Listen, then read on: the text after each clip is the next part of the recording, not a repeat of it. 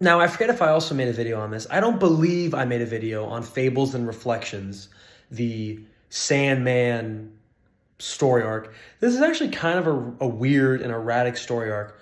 So it is comprised of Sandman issues 29 through 31, and then 38 through 40, and then 50, and then the Sandman special #1, and then Vertigo preview #1.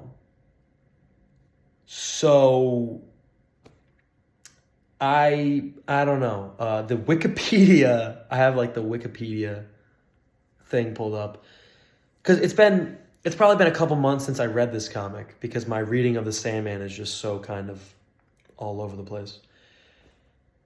From what I remember of the story, I believe issue 50 was the Ramadan comic.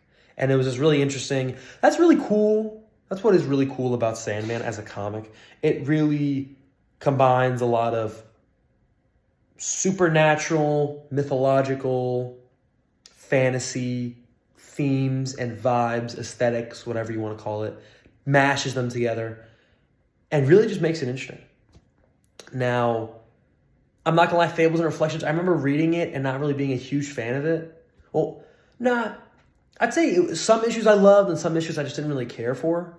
And again, that's kind of the risk this comic runs.